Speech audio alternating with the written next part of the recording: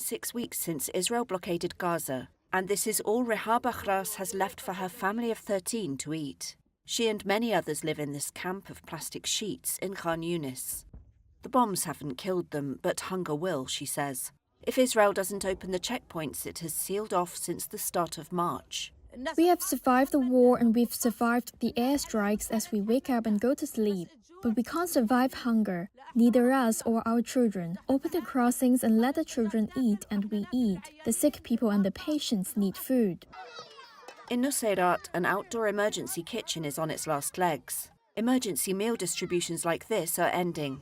Israel has cut off all supplies to Gaza's 2.3 million residents.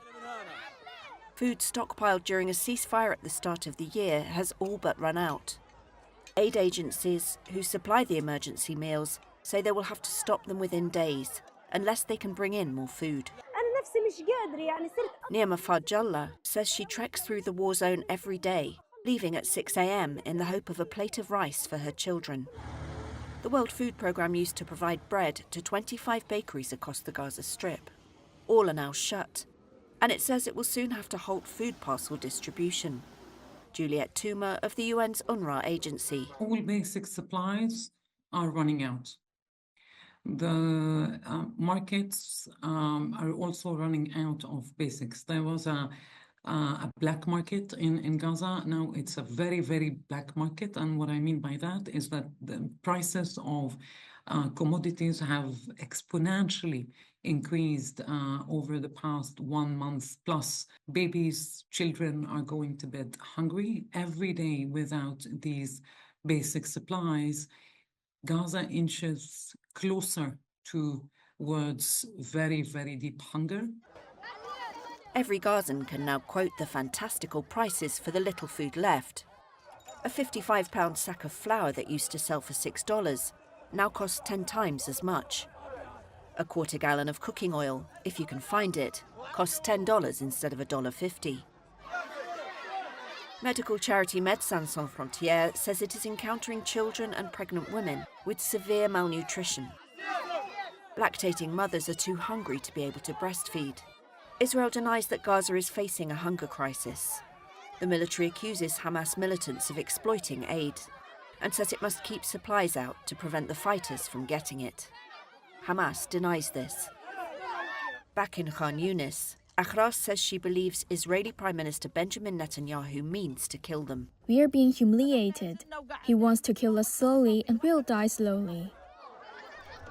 China on Thursday hit back against U.S. President Donald Trump's escalation of tariffs on imported Chinese goods, saying it would immediately restrict imports of Hollywood films. The move targets one of the most high-profile American exports. Industry analysts said the financial impact was likely to be minimal, however, because Hollywood's box office returns in China have declined significantly in recent years. Also declining was the value of U.S. stocks on Thursday. The benchmark S&P 500 stock index fell 3.5%, a day after surging on Trump's suspension of tariffs for 90 days on several countries except China. During a cabinet meeting, Trump acknowledged the market volatility occurring as he tries to resolve the disputes.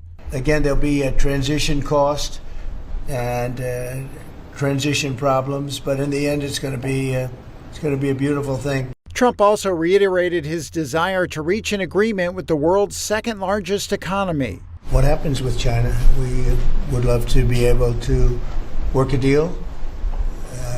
They've really taken advantage of our country for a long period of time. They've ripped us off beyond nobody. How people stood for it, sitting in my position, is not even believable. And we're talking about many presidents, not just a couple. But they did, and all we're doing is putting it back in shape. We're resetting the table. And I'm sure that we'll be able to get along very well. Meanwhile, companies with complex and diverse supply chains spanning multiple countries from China to Germany were already scrambling to work out how they would be affected by duties and grappling with possible price hikes to mitigate tariff risks. The 90-day reprieve has only added to the confusion. Some companies, including General Motors, have built up inventory in the U.S. to get ahead of tariffs. And Federal Reserve policymakers this week said they continued to view the tariffs as a blow to economic growth that also raised the risk of higher inflation. A federal judge on Thursday denied a request by President Donald Trump to dismiss a lawsuit brought by the Central Park Five. The lawsuit accuses Trump of making defamatory statements about the 5 black and Hispanic men who were wrongly convicted and imprisoned for the 1989 rape of a white jogger in New York's Central Park. The judge ruled that the 5 men had presented enough evidence, for now, to pursue their lawsuit accusing Trump of defaming them in comments he made during the 2024 presidential campaign. The plaintiffs, Yusef Salaam, Raymond Santana, Kevin Richardson, Antron Brown, and Corey Wise, are seeking unspecified monetary damages for reputational and emotional harms, as well as punitive damages. The White House declined to comment. You have people on both sides of that. They admitted their guilt. If you look at Linda Fairstein and if you look at some of the prosecutors, they think that the city should never have settled that case. So we'll leave it at that. Trump has drawn criticism in the past over his statements about the Central Park Five. After the jogger's assault, Trump spoke out about the case and took out a full-page advertisement in several New York newspapers calling for the reinstatement of the death penalty. The men were cleared in 2002 based on new DNA evidence and another person's confession. Beijing hit back yet again against US tariffs on Friday. China raised its own tariffs on US imports to 125%. It's in response to US President Donald Trump's decision to hike duties on Chinese goods to 145%. The move further raises tensions in a trade war which threatens to upend global supply chains. The turmoil unleashed by Trump's tariffs showed few signs of easing Friday. Markets tumbled and foreign leaders were unsure how to respond to the biggest disruption to the world trade order in decades. Stocks were battered this week, but saw a brief rally Thursday after Trump paused duties for dozens of countries for 90 days. But that quickly fell away as global stocks fell, the dollar slid, and a sell-off in US government bonds picked up pace on Friday.